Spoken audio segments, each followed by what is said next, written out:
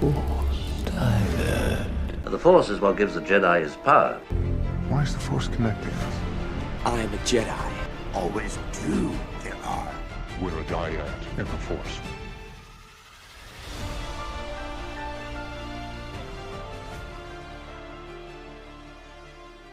Hello, everyone, and welcome to another episode of the Force Diet Podcast, episode 41. We got an exciting episode tonight, the Solitary Clone Bad Batch, episode 3.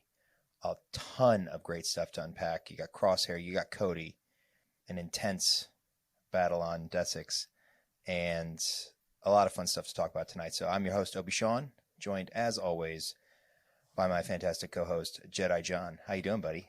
I'm good. How are you? I am grand. Excited for tonight? Oh, very excited. It's going to be a good show. We got a lot of stuff to talk about with this episode, and, it was, the episode was great. I can't wait to dive in. It was fantastic. And you think it's just a single episode, there's not a lot to talk about, but they managed to pack so much stuff into these episodes that I'm surprised at what they can cram into a 25-minute episode. So I think we're just going to dive right in. The overview, right? We get Crosshair back. We asked last week, where is he? Or, how did he get back? Is he safe, right? The Vader, is he safe? Exactly. Where is Crosshair? So we get Crosshair back. He could have died on that platform. We would have never known. I want to know how he survived for 32 days in the middle of the ocean. What are those? ERCs? No, EMCs? Yeah, EMKs? No, what is it? MREs. MREs, Meals, thank you. Meals ready to eat. I was like, emergency meal kit, emergency meal care. I don't even, yeah. You're so yeah. close. MRCs. So I was never in the military, thank God, because that'd be bad. My uncle was in the Army, so he actually gave me some of his MREs when I was a kid. And for what they are, they're not actually that bad, quite frankly. So, but we get Crosshair back. We get Cody, back, which was the big reveal, one of the big reveals during the Bad Batch panel at Celebration. So that was excellent. I remember when the crowd just went nuts when they saw him. Yes. It was immediately. No, we didn't even see him. We just heard Crosshair say Commander Cody, and everyone lost their mind. Because I don't remember seeing him. Because when I saw him in this episode, I was just glad that he still had his Phase 2 armor, but he had just been stormtroopered white. I feel like we got a quick glimpse of him, maybe, but maybe not. But either way, when you heard it in the auditorium, just pandemonium. Pandemonium. So yeah, and then we get the battle on Desix, or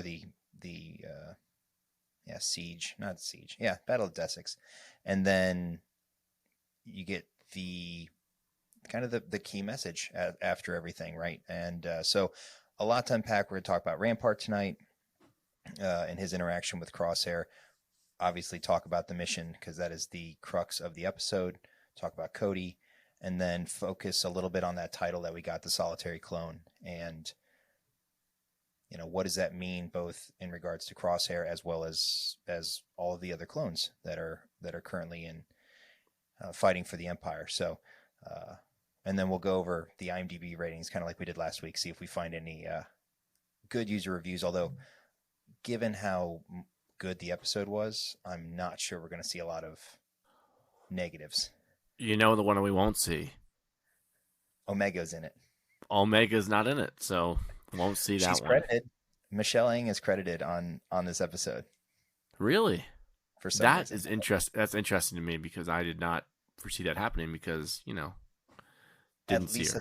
At least that's what IMDb has. So that might just be because it's a main character of the show. Yeah. Yeah. So let's dive in. Let's talk the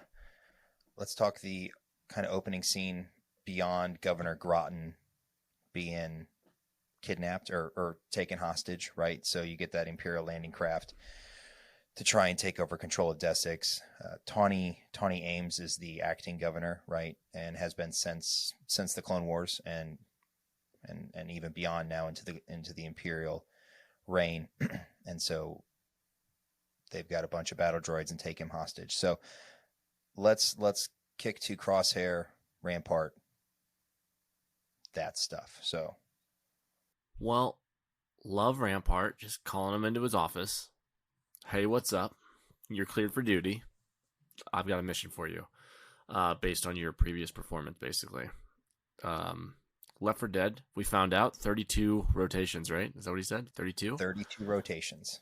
Now, I don't know how long a day is on Camino, so it could be short. I think it's assumed that it's a standard day, so it would be. I think that's meant to be assumed that. So let's assume it's been a month, which makes me wonder how long he was in recovery for. But yeah, 32 days, 32 rotations to get Crosshair off that platform. Yeah, I know. Last episode we talked about how far we time jumped. I mean, if he was there for 32 rotations, whatever that means, right? Maybe a couple years we've advanced then. I mean, I just can't imagine it being more than that. I mean, because he just got cleared for active duty again.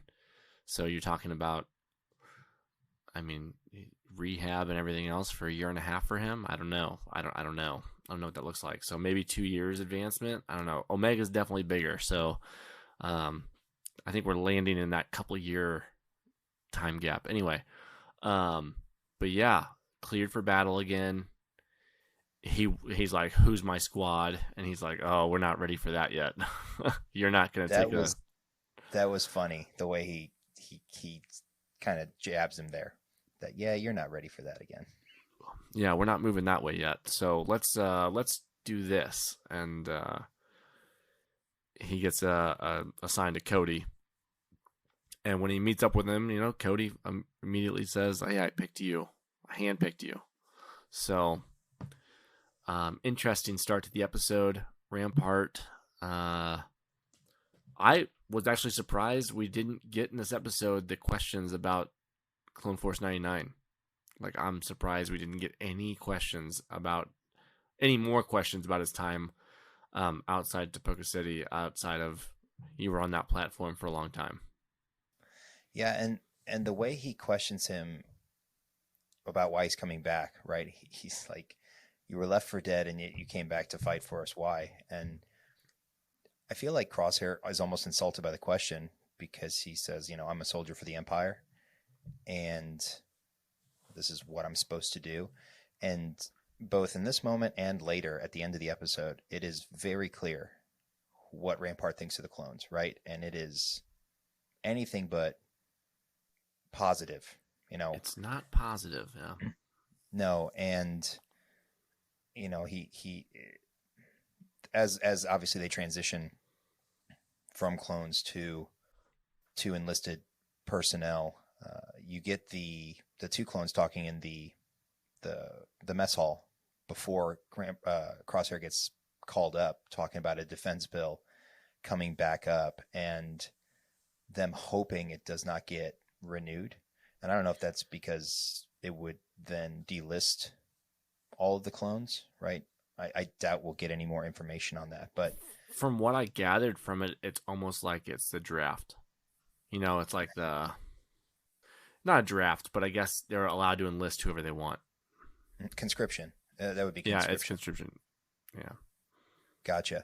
Well, it's interesting too because, and maybe we'll talk a little bit about this later in the parallels between this episode and the Clone Wars episode that there's some references to, is in that specific episode of the Clone Wars, they were voting on deregulating the banks so that they could take out a loan to pay for the military.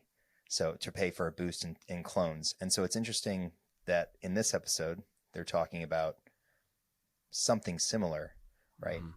But that, they don't want it to happen, right? They don't want it to pass. So, but yeah, we get Crosshair and Cody outside of or in front of the Battle Memorial, which was another cool callback to the Clone Wars cartoon.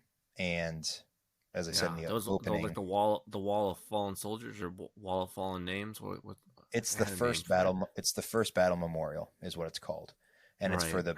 for the Battle of Geonosis.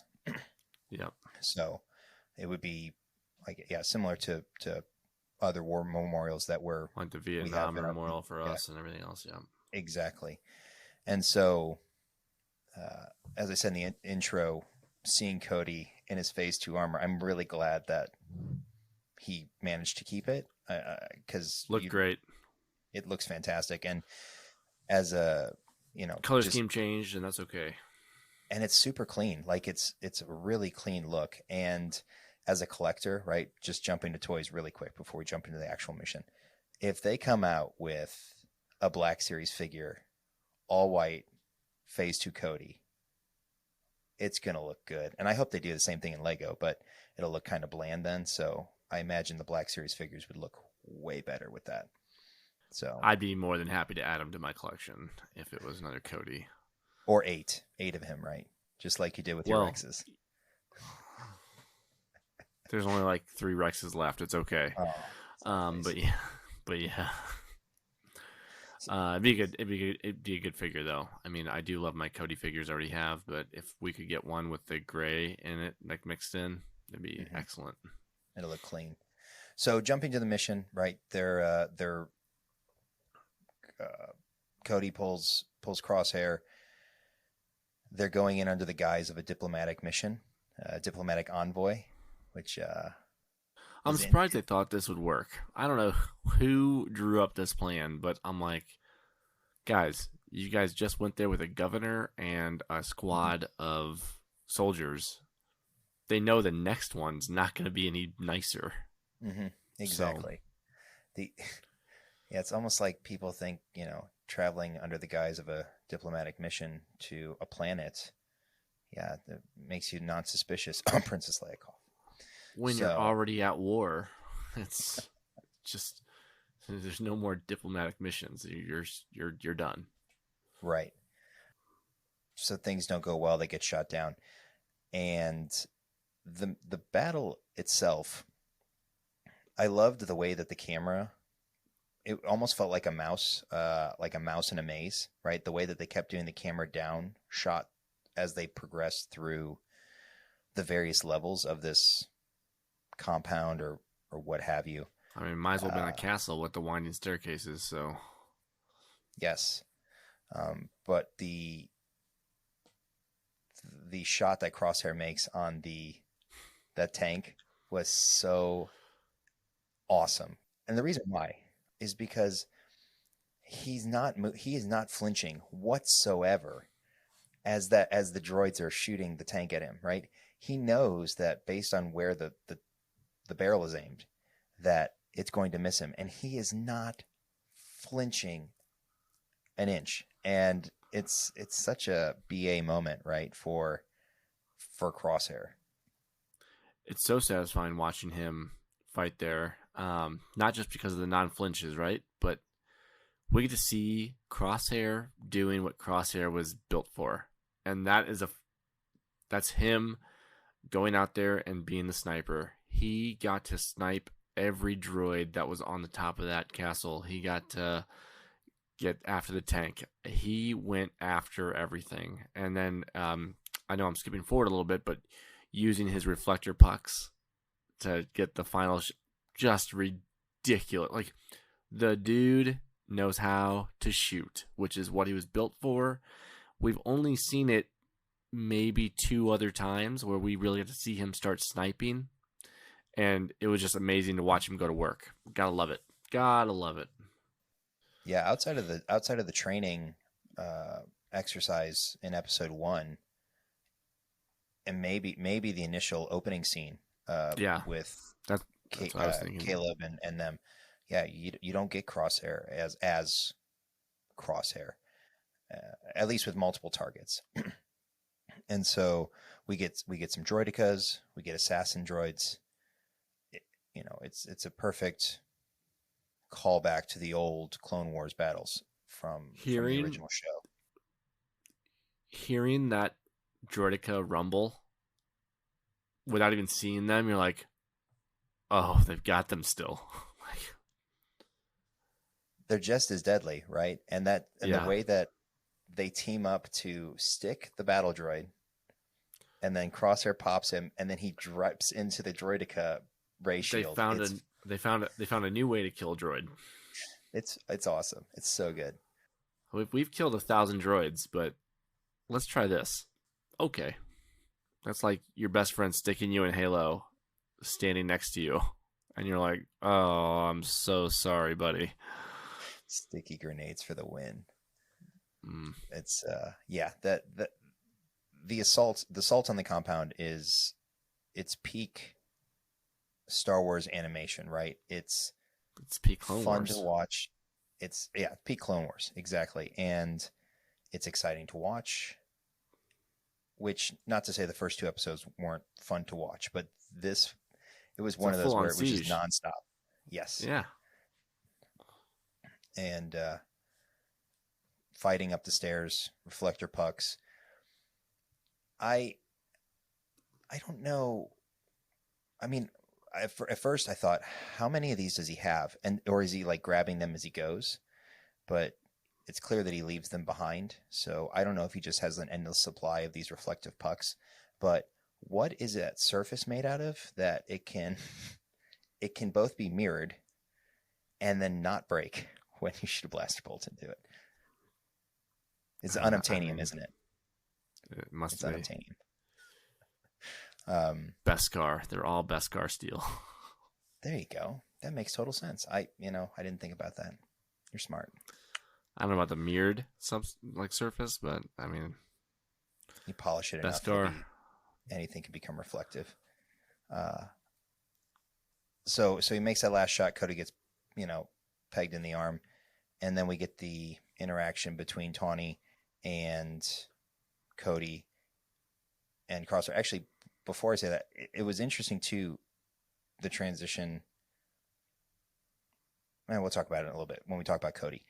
But so you get the interaction between Groton and Ames and Cody and Crosshair, and the callback, like I said earlier, to the Clone Wars, where she references Mina Bonteri, and says, for those who aren't familiar with the Clone Wars cartoon, this is in season 3, episode 10.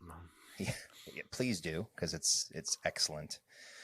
But as I said a couple minutes ago, the main story revolves around the Senate wanting to deregulate the banks so they can fund more clones and take the war back to the Separatists. And Padme certainly doesn't want that, right? So, but it's illegal to negotiate with Separatists, and so she takes Ahsoka, and they go undercover to Raxus to speak with Mina to try and get her to bring something to the Separatist Senate, basically, because the Confederacy had their own setup, just like the Republic did. And so they put forth this draft legislation to open peace talks. All at the same time, the banking clan, the Trade Federation, and the Techno Union are all trying to stop the vote because they make money off of the war. So war profiteering at its finest.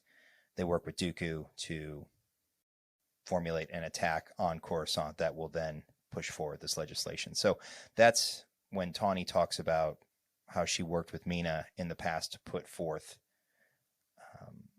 a chance at peace when Cody's talking about peace that the Empire wants to bring. That's what she's referring to, for those who don't understand the reference.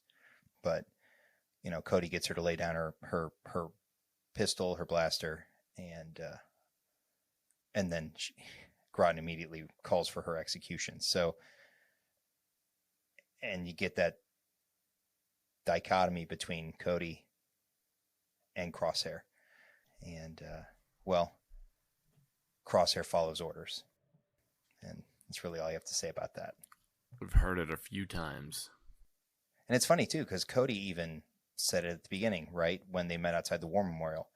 And the way that he questioned when Crosshair said that the regs who've gone AWOL are traitors just like the Jedi. And the way that Cody looks at him, it's as if he's already thought about doing that, right? And he begrudgingly says, "Good soldiers follow orders," and Crosshair's like, "Do you really believe that?" And so it's clear in that moment that Cody was not about to make that decision because of what he had promised her during the discussion. And I know we're going to talk about him once we get in the next piece too, but watching Cody in that scene with Groton, and he peacefully negotiates a release of a prisoner with the promise of peace, or like peaceful negotiation. He at that point just realizes that peace is not good enough for the Empire, for the side he's on, right? The entire reason the Republic was fighting was for peace. His whole career under the Republic was under the guise of, we are looking for peace, and the Separatists are bringing war, so we have to fight against them in order to maintain peace. Now, it is a Separatist, I mean, very clearly with droids and all, and he gets to a point where we can do this peacefully, and it gets denied immediately by the Empire governor. So that's the breaking, like the true breaking point. Obviously Cody was thinking about other things already, but that, and then we're going to get into it in a second, but him getting on the ship to leave the planet, he sees the replacements. So TK units were getting unloaded. It wasn't clone troopers. It was TK units. So yeah, the recognition that his belief or his reason for fighting is actually not, it's a facade, right? It's a mirage. It really hits him in that moment, and it humanizes him. It shows that he cares, right? Because the last time we see him, he's trying to kill Obi-Wan in Revenge of the Sith, right? Because he's following Order 66. And even in that moment, he believes he's doing the right. Well, I don't know if he believes it actually or not, or if he's just triggered, right? But you can tell that at this point in the timeline, he's beyond kind of the brainwashed mentality of things, and he's thinking for himself, and he's rationalizing things for himself, and it troubles him how all of that goes down. And it does a lot to humanize the clones, which the cartoons have done well before. And this is just another example of that situation, and hit the difference between him and Crosshair, at least at this point. So yeah, no, I think the biggest thing there is just there's a couple things. I'm going to ask one question, and this is a question that hasn't been asked a lot that I know of, but if the Empire could just go on and say, execute Order 66, right, and get them completely brainwashed, they're going to follow the order no matter what, right? Can't they launch another order? Or if it's Order 66 again, like, it can't be kill all Jedi, right? So I guess you can't launch the same order again. But isn't there another order to help with compliance? Because at this point, they're losing compliance, and you would think they would have a built-in something to get back to compliance. But well, so the interesting thing about that is their allegiance was to the Republic, right? They were built for the Republic. They were to fight for the Republic. And that was made clear during, I think, Obi-Wan's visit to Kamino initially, and Lama Su saying, you know, they'll do their, well, that was Django saying they'll do their jobs, but effectively they're made for the Republic, and they are to take orders from the Republic. Without question. Correct. And so now the Republic doesn't exist anymore. So their actual orders no longer apply. Order 66 was given before the Empire was ever set up. So technically by the Republic. Correct. The leader of the Republic, yeah. Mm-hmm. Bingo. And so I think at this point they're is that the loophole? Yeah, I think that's where you can rationalize your way out of it. Plus, I think the original programming was kind of like a one-time use chip, basically, in that here's the program, because otherwise they have to hook them back up and reprogram them, unless there was some sort of Wi-Fi, Bluetooth connectivity type thing, right? I'm sure Star they Wars had universe. that technology in the Star Wars universe. Come on now. Like, but I can agree with that. That like you can explain it away with the fact that it's no longer the Republic they're fighting for, and they know it, so they don't they're not conscripted to follow that order. So, yeah, it's just that they have nowhere to go, right? Their purpose is no more, effectively. Right. They have one purpose, which is to fight their soldiers.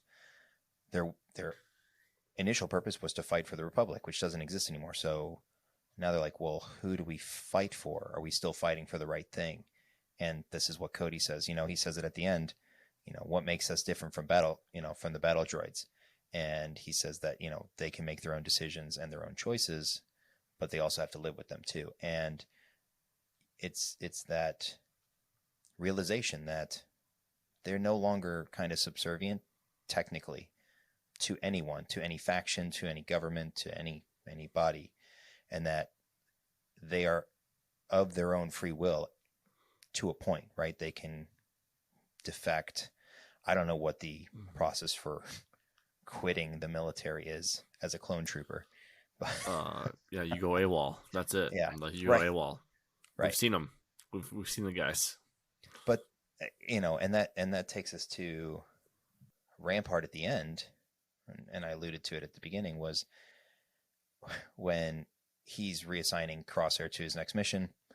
He assigns him to a new clone trooper or clone commander, and Crosshair asks where Cody is, and Rampart kind of sneers at him in disgust, derision, like, who's Cody? As if to say, he's not worthy of a name. He's just a number. He's just a clone. And that's how the Empire views them now, and maybe to some extent the Republic did too, but you saw a number of times the Jedi generals, specifically, it was Plo Koon, who said that, we're just a number, sir. And he's like, not to me, you're not.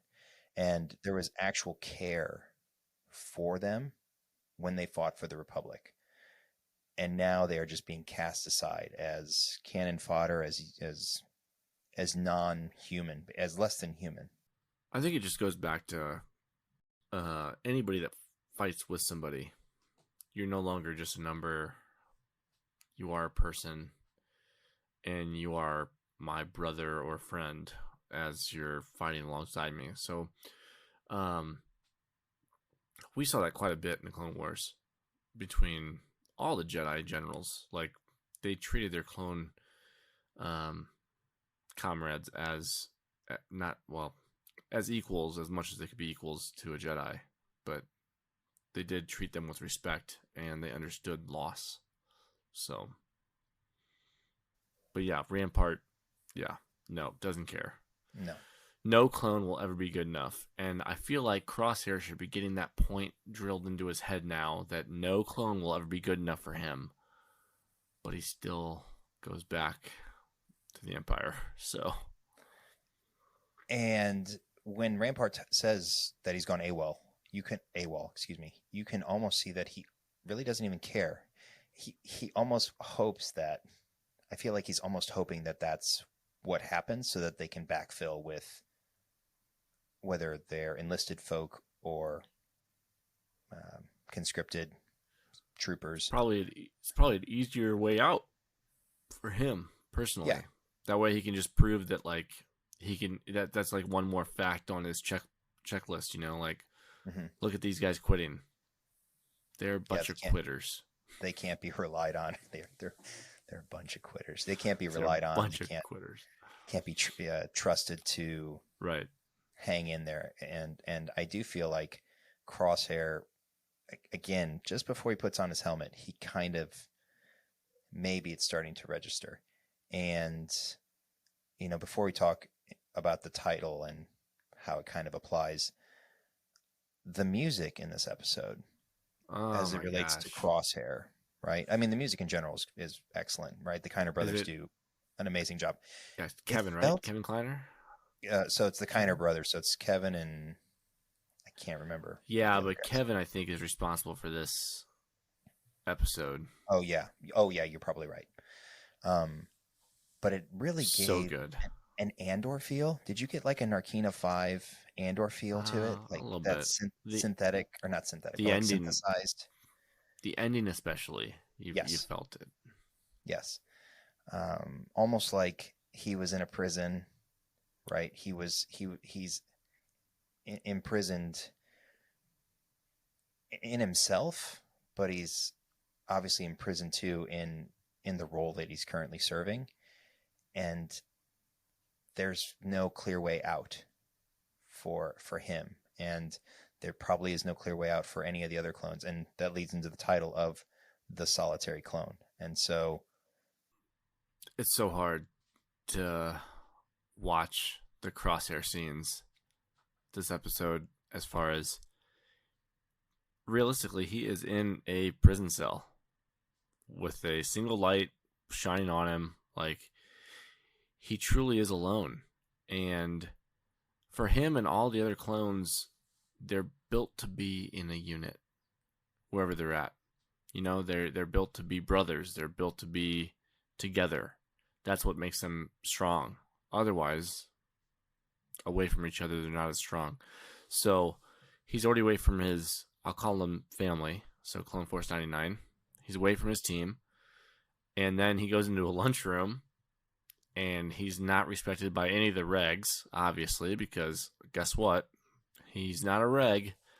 And then he's also not respected by any TK unit, which we don't really see in that specific scene, but you get up to Rampart's office, and it's very apparent that no clone is ever going to be respected by him, nor anyone he brings in. So that'll make sense. But then he's requested on the team. It's Cody.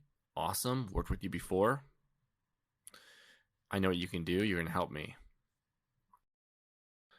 The rest of the episode, granted, the clones are going through the castle, seizing the planet, making sure that the governor gets released, all that good stuff, right? Cody and his team getting replaced at the end. And when you see the doors drop and it's TK's walking off, and they look right back at Cody as he's getting on his ship, and he's like, this is effed. That's it. And this is effed. Like, this is not what this is not what I pictured my time, like my effort yielding this result. Like, this is not what I pictured. So, and I think, like I said earlier, it was a tipping point for him to see the governor just immediately, I did this peacefully, and you just ordered me to kill them and hang them in the street so everyone can see. Like, it's not about peace. Nothing's about peace anymore. So you see all the clones getting split up. You see the clones.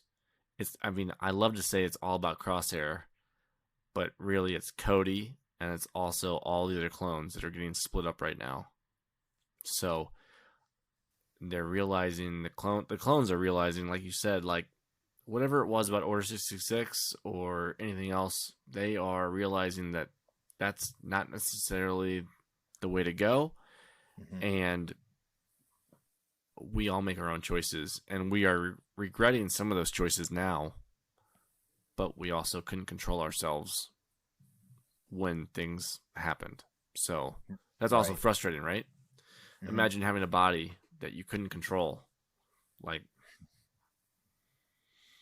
yeah, like you see what you're doing. You see what you're doing, but you can't control your actions. Like, you have to do it. Well, and so that's different too. It would be interesting as far as the order is concerned, right? I don't think that they would have had any sort of inkling into what they were doing as far as not being able to control themselves, so to speak, right? Their brain, I don't think, would have even processed that. But to your point about Cody and him realizing that what he's been tasked to do is no longer what he's actually doing. This was something that I was going to talk about earlier. Them going through the city and the child and mother pop out of the door, and they get immediately frightened. And he goes, "It's okay. We're here to help." Right. And you can see that the mother looks at him angrily because she knows that's not the case, but he doesn't recognize that. Or he thinks that's why he's there, is to help, because exactly. And because he's been taught and trained to fight separatists. And so I think that's one of the only reasons that he doesn't maybe question it as much in the initial sort of phase, is because they are former separatists. I mean, technically, I guess they're still in a way separatists, and they're not conforming to the new imperial regime. And so he doesn't see them any differently than he would have when they were fighting the Republic, even though it's two different government structures. And that still goes back to the title. Mm-hmm. He's the one. Yep. That still believe. Well, that's his mission is still that, to help the oppressed, to help the Republic / at this point the Empire. Like, you're supposed to be helping them because they're the good guys. Except they aren't. Except once you get to the tower and you realize, oh, I just negotiated your freedom, and then you just said, kill her. Mm-hmm. It's very, it's heartbreaking, honestly, for a guy like, it's will breaking for a guy like Cody. So he goes AWOL. He makes the choice he no longer wants to live with what he's doing. And Rampart's comment about how all of his clones, all of his friends, all the clones that he is with seem to disappear, almost as if to imply that Crosshair is the problem. And that I noticed that fault. too.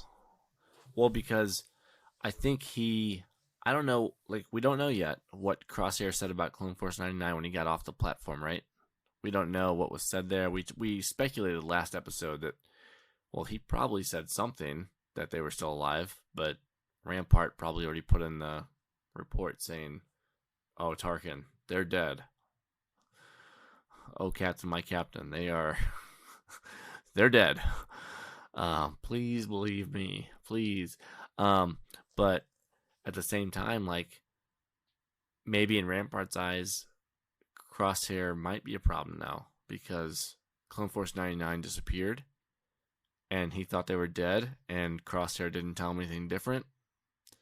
And then Cody now AWOL. I don't know. If Rampart tries to turn on Crosshair, there are going to be real issues this season, and that would make me love Crosshair more than I do right now. So, yeah. Crosshair or Rampart? Crosshair. Okay. If Rampart tries to Crosshair, mm-hmm. I'm going to love Crosshair because I know some stuff's coming. If that's what happens, Crosshair's going to come hard, and it's going to be so great. Because Crosshair's not going to go down. Well, at least not without a fight. And I could see that happening. I could see that being the way things go. And like we said last episode, his mind changing because of that. Because I would think at some point he would recognize that they don't actually value the loyalty, right? Rampart said that, it shows your loyalty is commendable, right? Not appreciated or anything like that, but it's noteworthy, basically. And I think he's going to get to a point where he recognizes that what he's doing is not being recognized,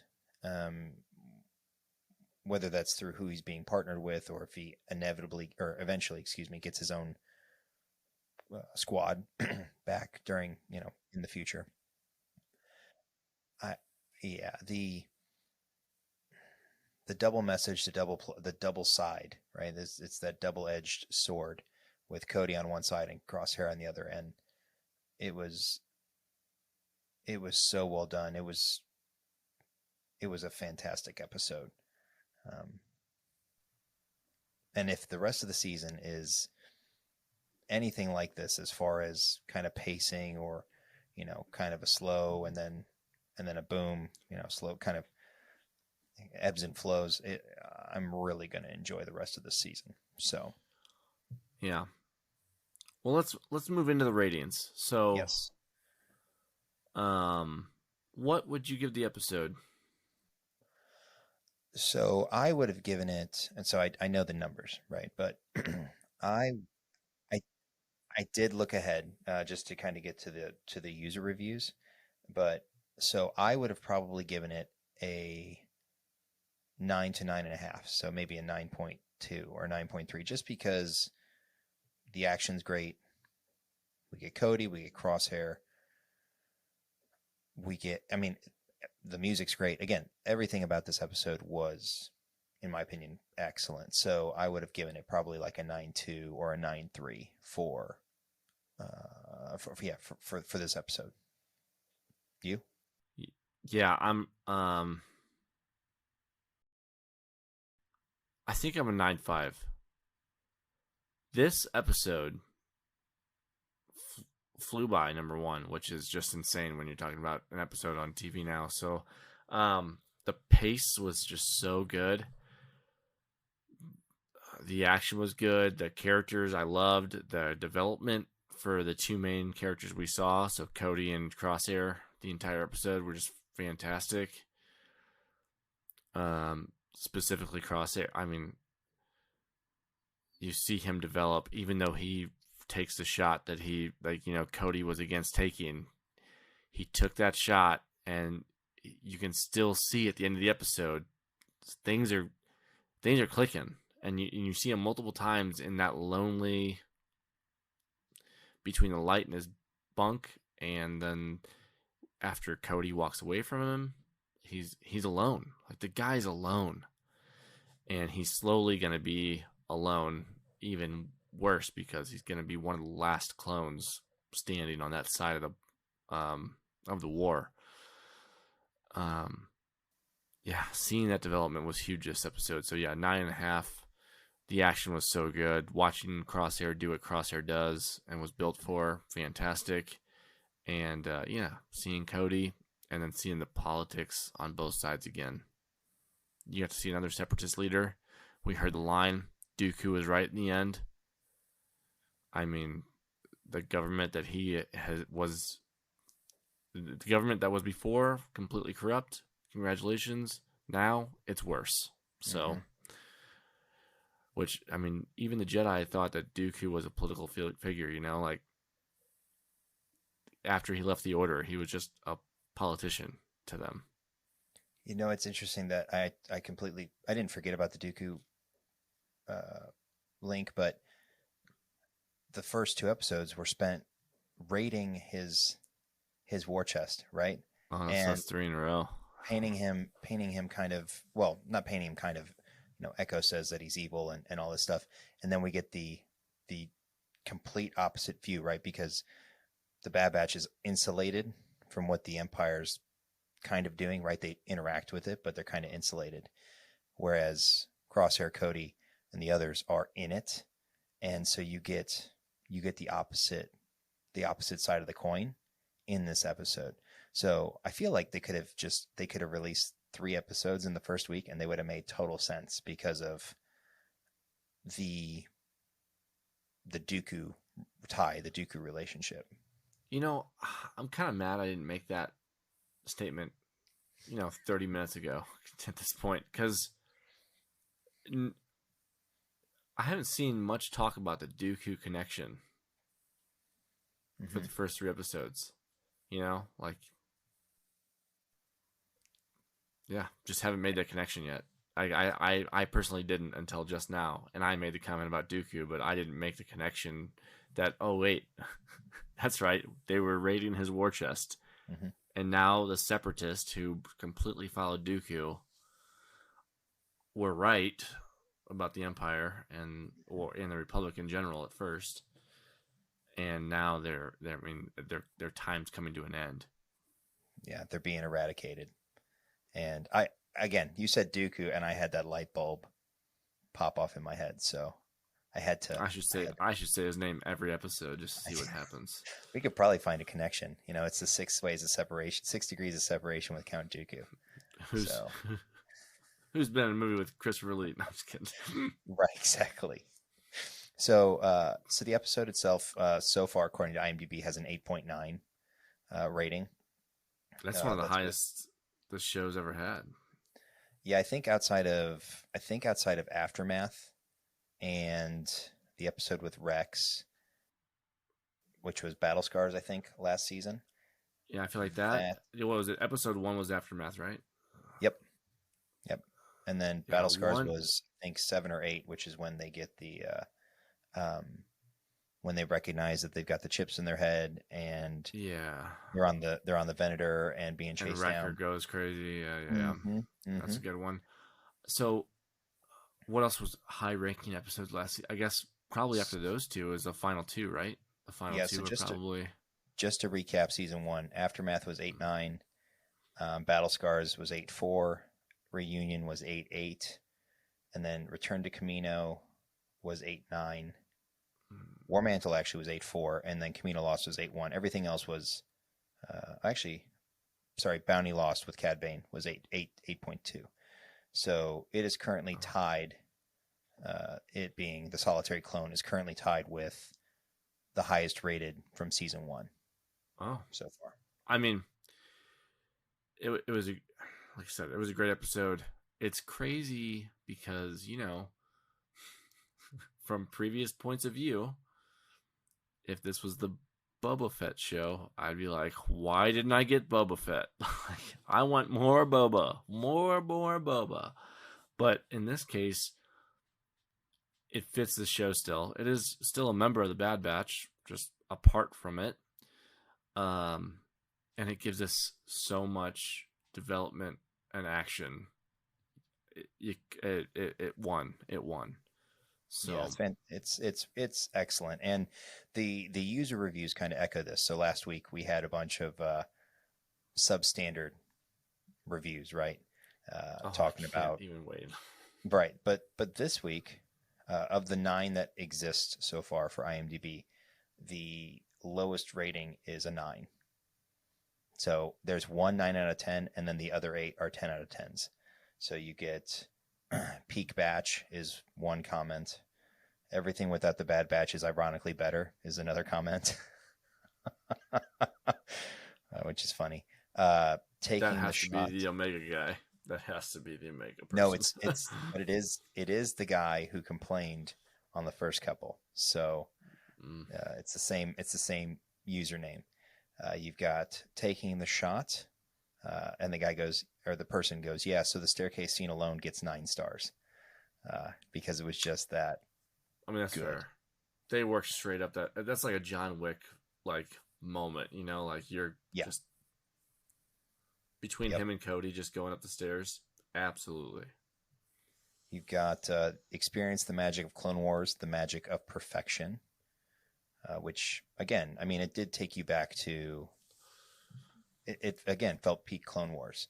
I mean, yeah. I mean, it was your clones versus your clankers. What do you want? I mean, it's boiled down to, and this is coming from someone who loved Andor for what it was, right?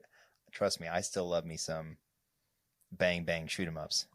So, well, not just that, but in this case, you got the politics of Andor on top of it. I mean, literally layered in, and at the same timeline. Maybe a little earlier than Andor happened, but you're in the same time frame, Like the Galactic Empire is trying to take over more stuff. Why? Because stuff. I want to own more stuff. No, I mean that's what it is. Like I just want to own more resources. Like why do you do this? Oh, I want to own that. Why? Because I want it. That's it. And that's just the way the Empire works. And you see that in Andor, and we saw that on Ferrix when we were going through. Why are you on Ferrix? Why not? The answer is why not? Why wouldn't we be here? So it's just very interesting that we're seeing the exact same politics play out in the animation now as we were in live action. And I personally love it because I'm a nerd and I love that politic everything. Like, sign me up. Like, everyone's like, oh, the prequels are so boring because, they went into politics and all this. Cool. Awesome. Bring it back. Bring more of it back. Because you know what? All those guys that were complaining about the prequels and politics and blah, blah, blah, blah, blah. Well, now we're 20 years older and we want to talk about politics and all that stuff because it's fun. So well, that's what you would do as an adult, right? You run out of things to chat about, so you talk politics. Yeah. Until someone gets kicked in the mouth. I'm just kidding. Until someone throws the cranberry sauce in the rolls at grandma because, That's the worst, isn't it? That's absolute worst. No, but I mean that's really what it comes down to, and this episode was so great for so many reasons, but ultimately, like, the way it made the clones. First of all, it made Crosshair seem like the outcast, right? Yep. But as the entire episode progressed, it turned into Cody being the outcast, and the rest of the clones along with him being the outcast. Yeah, it's just, really great episode. Loved it. Yeah, Can't wait for more. So next week's episode is it's Faster, I believe we went over that last week, I know, but I know. We think it's gonna be Fett. Yeah, it'll be interesting. This is the beginning of the Fett, right? The question is, does the Empire actually care enough about AWOL clones to send a bounty hunter after them?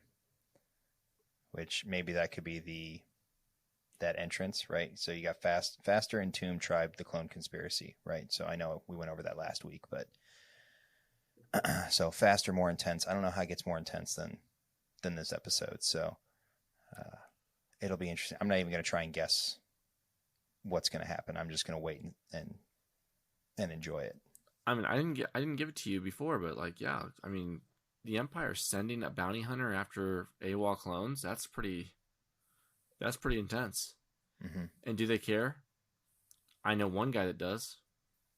Who? He's right there. Rampart.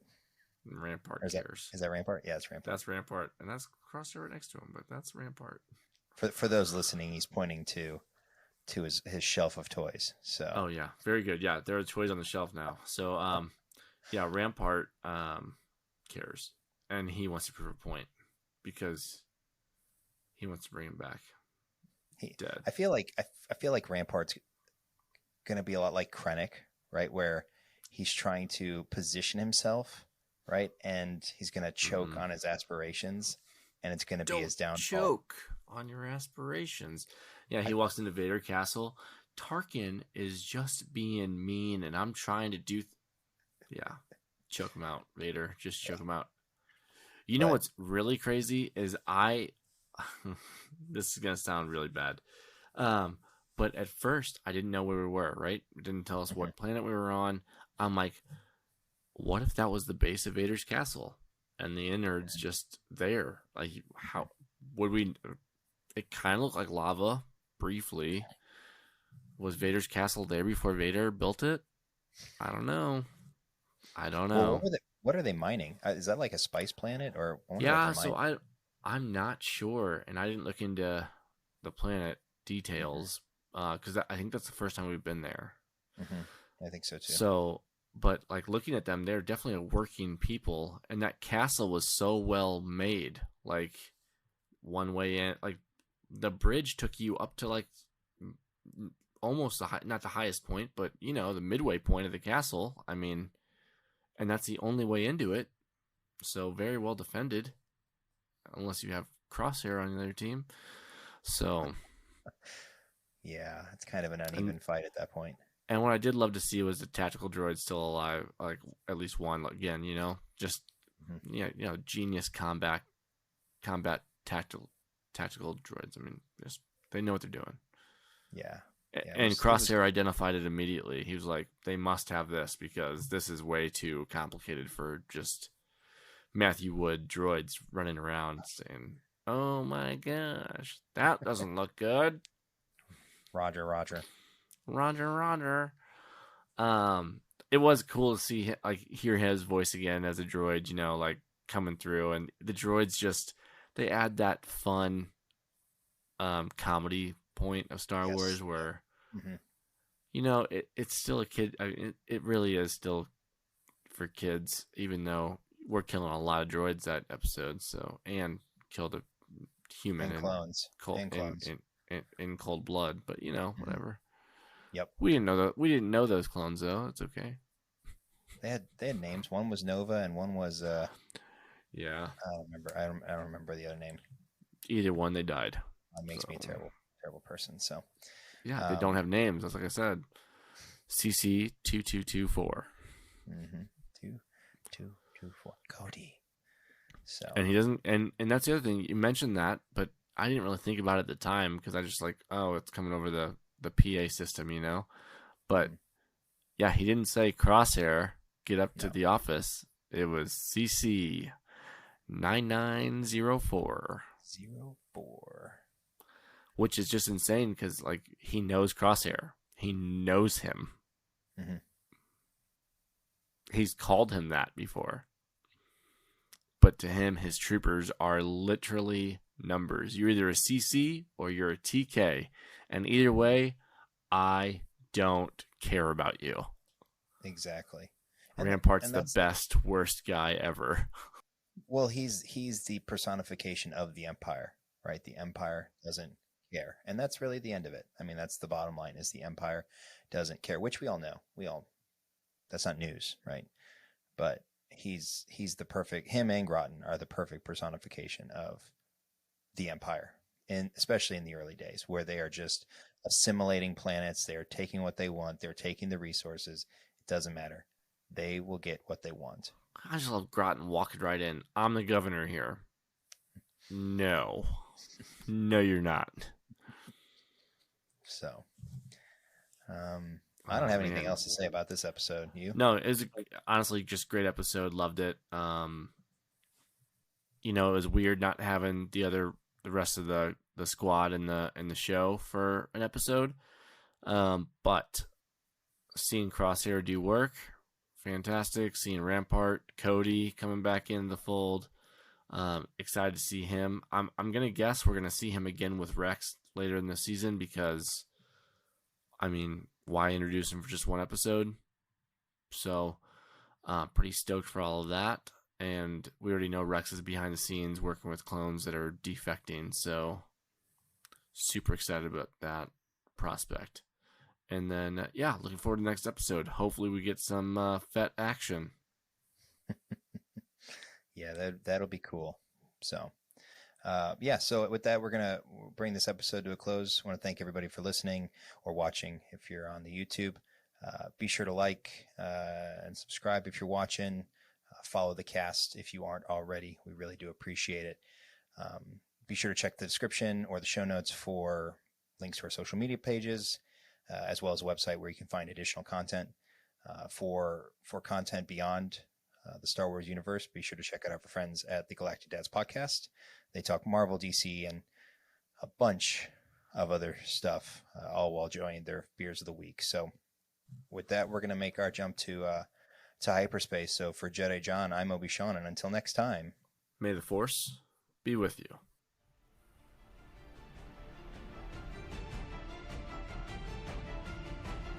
Force.